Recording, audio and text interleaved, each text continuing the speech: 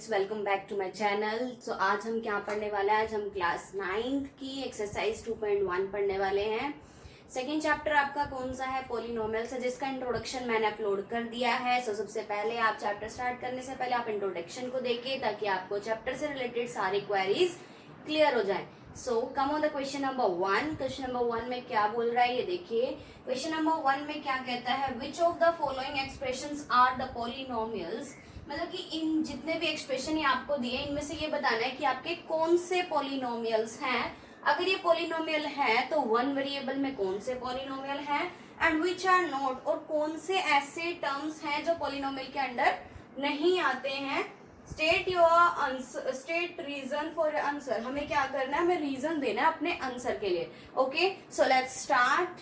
सबसे पहले अगर आपको पता है कि पॉलिनोमियल होता क्या है, तो ये क्वेश्चन बहुत इजी है और बिल्कुल ऐसे सॉल्व हो जाएगा। तो लेट्स स्टार्ट।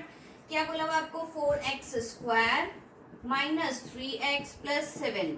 ये क्वेश्चन आपको दिया हुआ है, इसका फर्स्ट पार्ट। तो आपको बताना है कि पॉलिनोमियल के अंडर आता है या नहीं आता है। जब हमने पॉलिनोमियल की डेफिनेशन पढ़ी थी तो मैंने आपको बताया था कि पावर के हिसाब से अगर हम देखें तो 2 पावर 3 पावर 4 पावर, तो ये किस में डिवाइड होता है? आपका लीनियर, क्वाड्रेटिक एंड क्यूबिक में।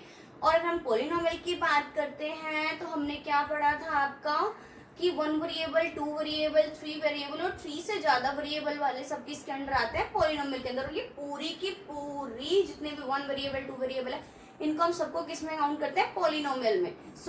ये पूरी इक्वेशन किस फॉर्म में दी हुई है? आपको पूरी इक्वेशन में सिर्फ x नजर आ रहा है और इसकी पावर होल नंबर है। जैसे इसकी पावर 2 है, 2 is a whole number and x की पावर कितनी है? 1। सो ये भी आपका होल नंबर है।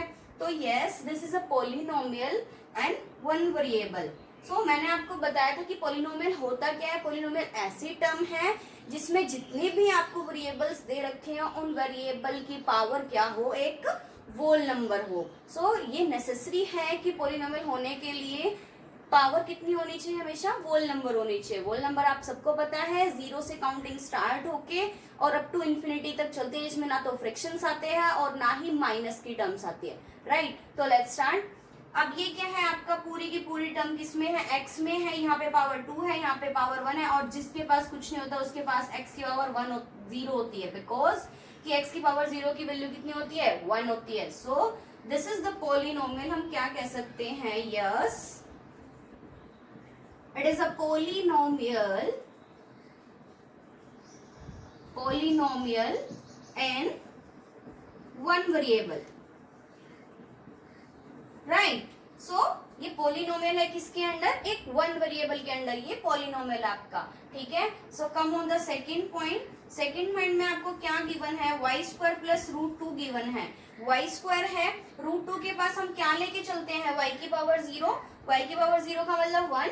ठीक है, तो हम क्या बोल सकते हैं कि ये y की पावर 0 है और इसकी वैल्यू कितनी होती है? 1। तो हम क्या लिख सकते हैं इसको? ये भी y में है, ये भी y में है, और दोनों की पावर होल नंबर है।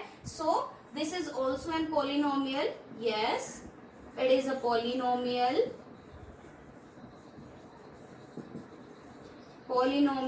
and 1 variable. Right? ये एक polynomial है किसके अंदर? 1 variable के अंदर। ठीक है, come on the now third point. Third point में क्या गिवन है आपको? थर्ड पॉइंट में आपको दे रखा है 3√t प्लस t√2। राइट, इस 3√t को हम कैसे लिख सकते हैं? रूट हटाने के लिए हम 1/2 लिख सकते हैं पावर। राइट, और ये कितना हो गया आपका? t√2। हम यहाँ देख रहे हैं ये कितना आ गया? इसकी पावर फ्रैक्शन में है।